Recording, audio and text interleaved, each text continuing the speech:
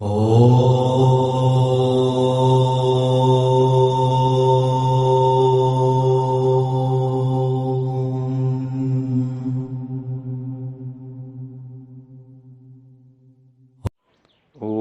सबको सादर नमस्ते जी।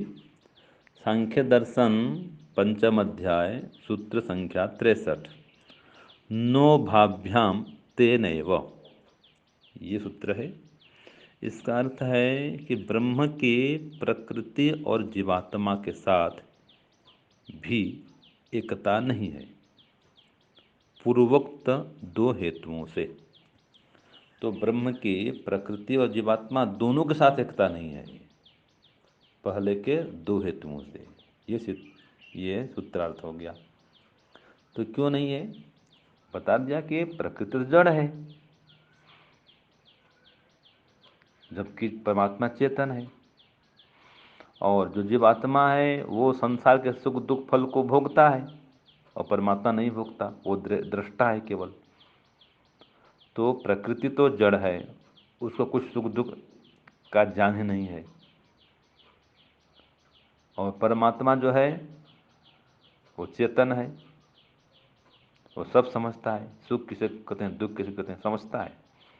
और जीवात्मा को उस सुख दुख फल के रूप में प्रदान करता है, जैसा कर्म वैसा फल देता है परमात्मा।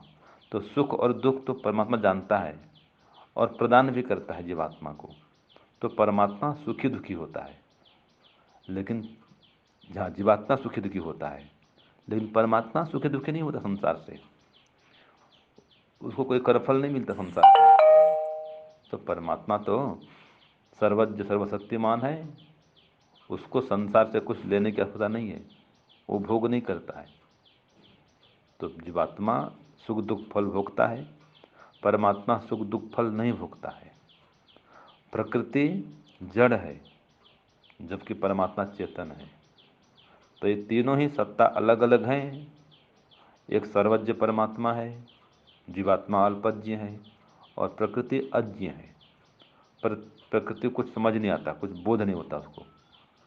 जीवात्मा को समझ में तो आता है सब कुछ, सुख दुख जानता है, लेकिन बच नहीं पाता सुख दुख से संसार के। परमात्मा में सुख दुख जानता है, लेकिन वो बच जाता है संसार के सुख दुख से, उसको कोई सुख दुख लगता नहीं है, इससे परे है परमात्मा। तो इस प्रकार से तीनों ही अलग अलग हैं, इनमें किसी में एकता नहीं है। तो ब्रह्म की, जीवात्मा और प्रकृति, इनके साथ भी एकता नहीं है। ये सूत्र 63 में बता दिया गया है।